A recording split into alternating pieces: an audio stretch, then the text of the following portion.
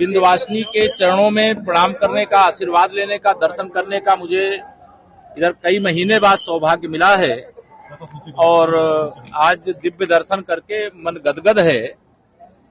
माता जी का जो धाम का निर्माण हो रहा है, धाम के निर्माण को देख करके एक भक्त के रूप में भी परम संतोष हो रहा है।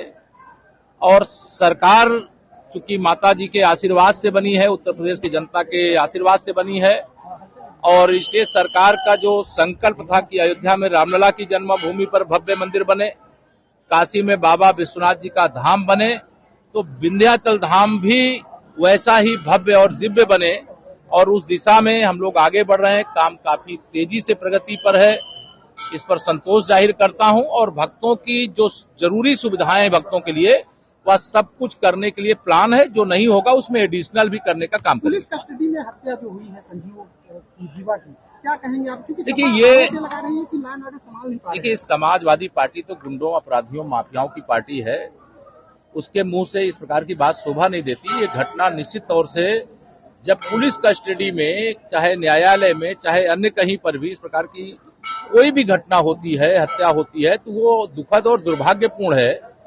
सरकार की मंशा गुंडों, अपराधियों, माफियाओं के भय से प्रदेश को मुक्त रखने का है। इस प्रकार की जब कोई घटना हो जाती है तो हम लोगों के लिए भी ये चिंता का विषय है। लेकिन चाहे वो प्रयागराज में अतीक और अशरफ की हत्या का आयोग जांच कर रहा है, एसआईटी जांच कर रही है, और जो लखनऊ की हत्या है उसकी भी जांच एसआईटी को सौंप दी गई है। जो भी सच्चाई होगी वो सामने आएगी। लेकिन सरकार की मंशा यही है कि जो अपराध करता है, जिसे फांसी के फंदे तक पहुंचना चाहिए, हम ठोस पैरवी करके उसे फांसी दिलवाएं, उसको आजीवन कारावास दिलवाएं, उसकी जिंदगी जनता के बीच में, समाज के बीच में नहीं, परिवार के बीच में नहीं, उनकी जो जीवन है, जो अपराध करने वाले हैं उनकी जगह जेल में होनी चाहिए। हमारी सरकार उसी मंशा से काम कर रही है।